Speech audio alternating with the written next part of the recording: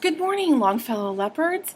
It is Friday and it is time to have our character education assembly. This month we are focusing on the trait of compassion.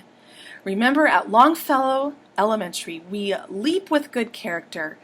That means that we live with integrity, we earn and give respect, we act responsibly, and we practice compassion. So, what does compassion mean? Compassion means that we help others who might be hurting. So, there's lots of ways that we can help other people. We can help someone if they've fallen down. We can help someone if they drop something. We can help someone if they look sad. Remember, we're reading that special poem by Mr. Longfellow, and in the poem it talks about compassion being kind words and kind deeds. So I have a story about a little boy who shows compassion to someone. And at the end of the story, I'd like to have you talk to your classmates about the different ways that Wilfred shows compassion to Miss Nancy. So think about that as you're listening to the story this morning. How does Wilfred show compassion to Miss Nancy? Let's get started with the story. Wilfred Gordon MacDonald Partridge by Mem Fox, and the illustrator is Julie Vivas.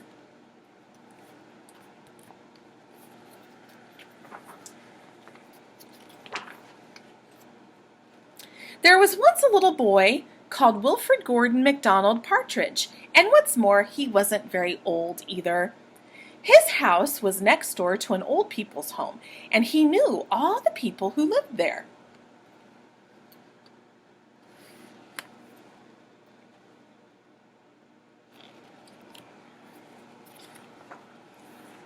He liked Mrs. Jordan, who played the organ.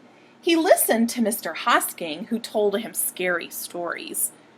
He played with Mr. Tippet, who was crazy about cricket. He ran errands for Miss Mitchell, who walked with a wooden stick. He admired Mr. Drysdale, who had a voice like a giant.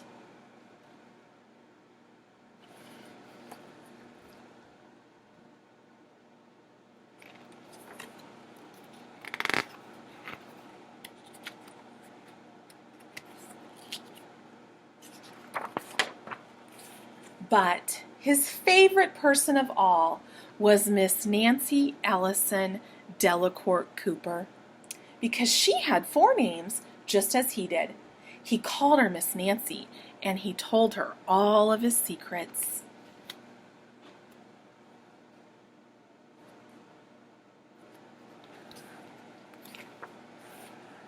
One day, Wilfred Gordon heard his mother and father talking about Miss Nancy. "Poor old thing," said his mother. "Why is she a poor old thing?" asked Wilfred Gordon. "Because she's lost her memory," said his father. "It isn't surprising," said his mother. "After all, she is 96. "What's a memory?" asked Wilfred Gordon. He was always asking questions. "It is something you remember," said his father. But Wilfred Gordon wanted to know more, so he called on Mrs. Jordan, who played the organ. "What's a memory?" he asked. "Something warm, my child, something warm."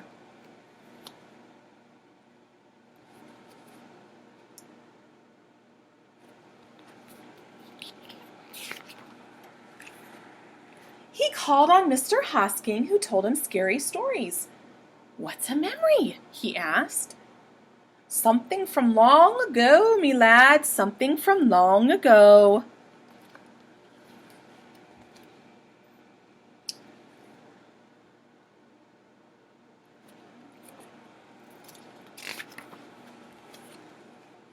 He called on Mr. Tippet, who was crazy about cricket. "What's a memory?" he asked. "Something that makes you cry, my boy, something that makes you cry." He called on Miss Mitchell, who walked with a wooden stick. "What's a memory?" he asked. "Something that makes you laugh, my darling, something that makes you laugh."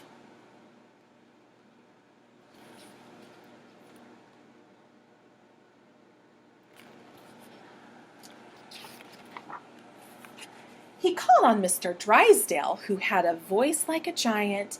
"What's a memory?" he asked. "Something as precious as gold, young man, something as precious as gold."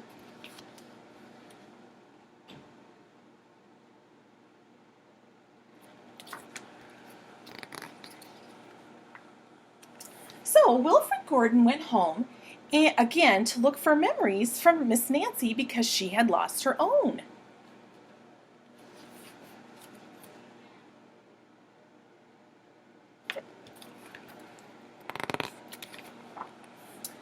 He looked for the shoebox of shells he had found long ago last summer and put them gently in a basket. He found the puppet on strings, which always made everyone laugh, and he put that in the basket too. He remembered with sadness the medal which his grandfather had given him, and he placed it gently next to the shells.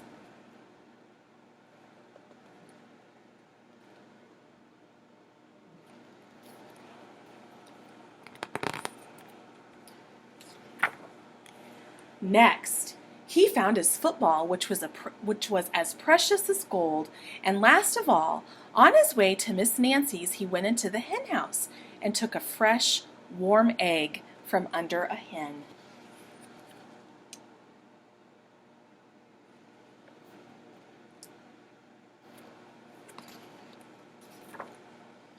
Then Wilfred Gordon called on Miss Nancy and gave her each thing, one by one.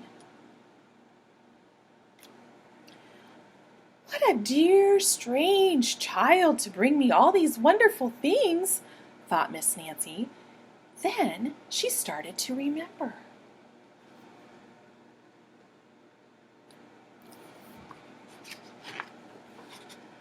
She held the warm egg and told Wilfred Gordon about the tiny speckled blue eggs she had found in a bird's nest in her aunt's garden.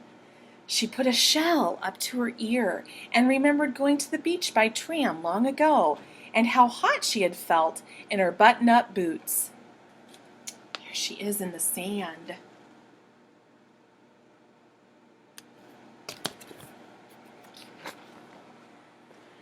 She touched the medal and talked sadly of her big brother she had loved, who had gone to the war and never returned. She smiled at the puppet on strings and remembered the one she had shown to her sister and how she had laughed with a mouthful of porridge.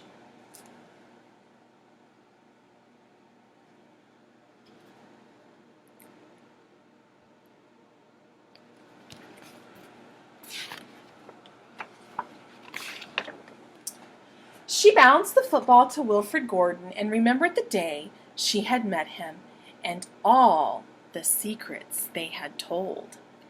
And the two of them smiled and smiled because Miss Nancy's memory had been found again by a small boy who wasn't very old either.